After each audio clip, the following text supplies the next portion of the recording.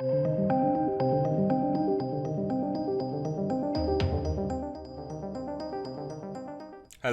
welcome to the channel. Star Wars, eh? Leslie Headland, eh? Former Weinstein assistant, eh? Potential, suspect. Anyway, you get the gist. You get the gist of it all. So Leslie Headland is doing a Star Wars movie series thing.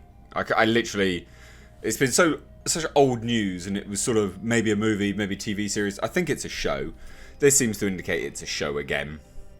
But basically, we've now got some more confirmation from her, which is interesting because we had some news a few days ago, which was all the rumours surrounding the Boba Fett series, and I think I'm fairly certain it was Deadline. And then they also indicated that her series might be like some weird alternate timeline thing. So anyway, we've got an update on this, and she doubled down on it as well, saying it's going to be massively female-centric, which is fine, I guess, if you want to do that and kind of push that sort of thing, even though as far as I'm aware there's not a massive sort of gender split with respect to Star Wars. I could be wrong. I'm fairly certain I'm not.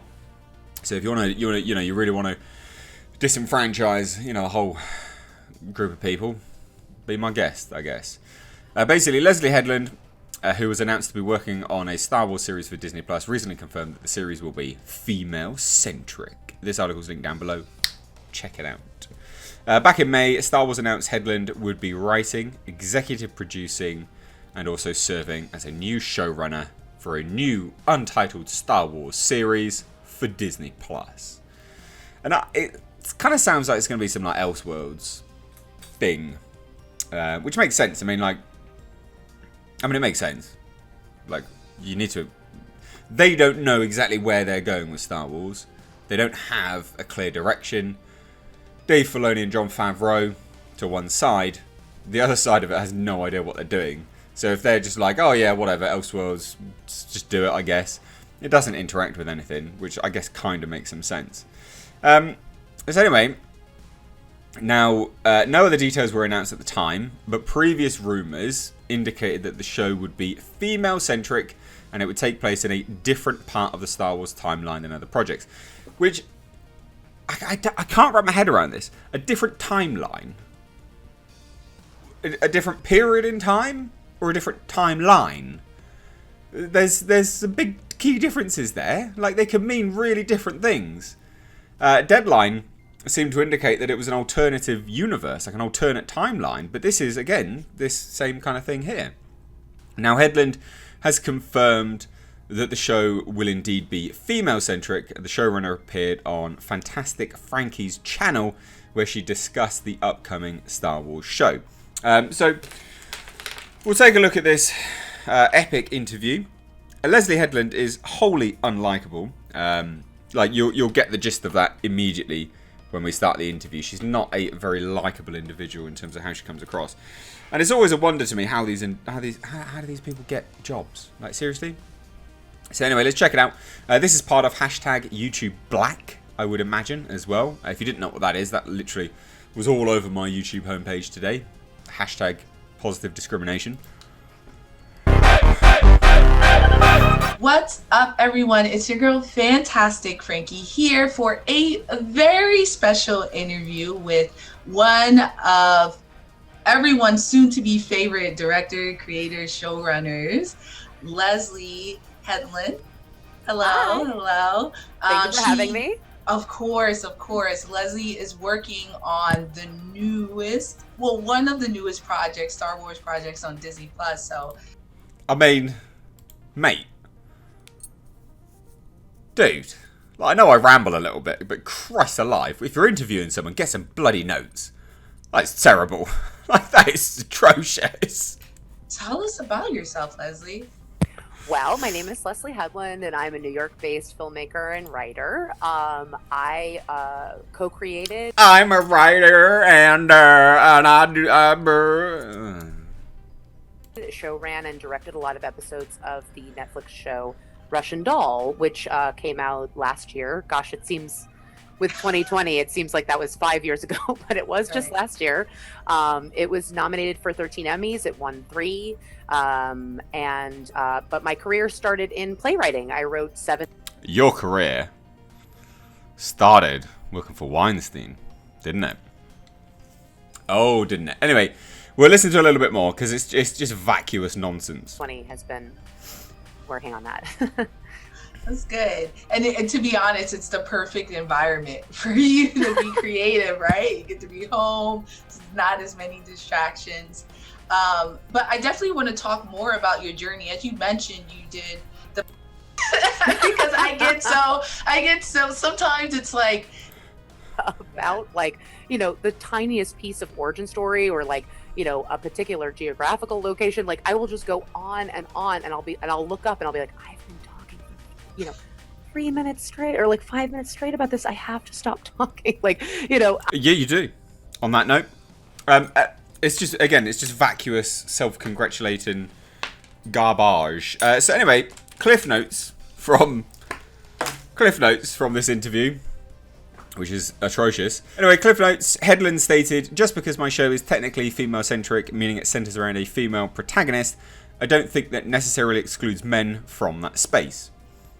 She continued, listen, I relate to male characters all the time. Like, I root for Mando. Like, I root for Luke. I like deeply, well, not sure how much I care about Han Solo anymore.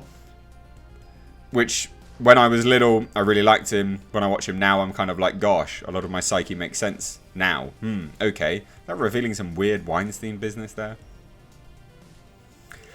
All joking aside, I think that truly, I think that an inclusive space means an inclusive space. But at the same time, I think that just because something has a female protagonist doesn't mean it's only meant for women. Yeah, but the term female-centric is not just female-led, is it? What are you on about? God damn these people. Anyway, Headland then went on to describe the upcoming show as a tent revival. What? I kind of see like if Star Wars is a religion, which I think we kind of agreed for the purposes of this interview it is, I like to think for my show as a tent revival. You can come over if you want to. We're going to be talking about some cool stuff. There's going to be some things we haven't discussed in canon yet. There are going to be some characters you don't know about. I would love you to join us. I would love you to be interested in it. And if it's not your thing, the cool thing about Star Wars right now is there's so much you can align yourself with and invest yourself in. And if you don't like it, that's fine. And then it continued further. So she says, I would say it's in a pocket of the universe and a pocket of the timeline that we don't know much about. That's what I can say. I'm still really... I'm really confused whether it is a different time. As in, like, it's not a different period in time. They're saying different timeline. What are you on about? Is it alternate or not? Just fucking state it. When we were pitching, I had my designer create literally that Indiana Jones, and then we go here, and then we go there, like the little dotted red line. This is our journey, this is where we are going. Anyway, when I first pitched to Lucasfilm, I didn't pitch necessarily as a television or a feature film, I just kind of pitched character and story, and all the things that are clear to my heart, or all the things that are dear to my heart as a playwright. As a person that's writing their own fan fiction, I'm just pitching on that level. Oh my god, this is how you can get a job at Lucasfilm. Here's a cool character, guys. That's it.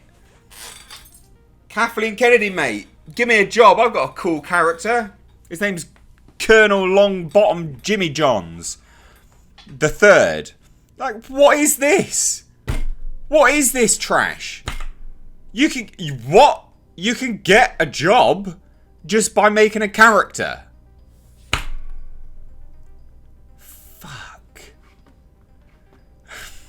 But ultimately, when I settled on television and specifically streaming, it felt right. Because I think that there is a different type of storytelling when you come from TV. Especially like episodic TV, meaning not bingeable TV. Meaning you're waiting each week to see something. So there you go, Disney Plus each week. You watch things differently when you have a week between two things. So there are certain things about Star Wars that are more digestible in weekly installments than they would be in a feature film length piece of art. That's going to have 2 years in between, and in the beginning 3 years in between.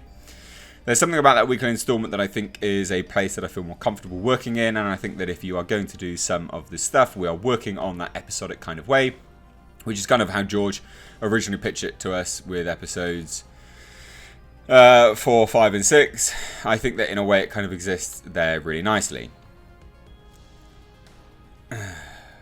Right, anyway. Headland didn't come out and say it, but the reference to Indiana Jones definitely has people thinking that her show could feature Dr. Aphra as the main protagonist. A rumour back in October from Mickey Sutton indicated that Disney was developing a Darth Vader series that would see Dr. Aphra introduced as an anti-hero in the grey area between good and bad. I'm loud! This sounds like... what an absolute joke Lucasfilm is now. You get a job just by pitching a character. No worries, mate. Here's a character, here's my ideals projected onto it. Would you like them? Give me a job. Give me millions of dollars. It's just trash. Anyway, there you go. Let me know your thoughts down below. If you're new here, do hit subscribe. Thank you so much for watching. I'm Mr. H. Take care.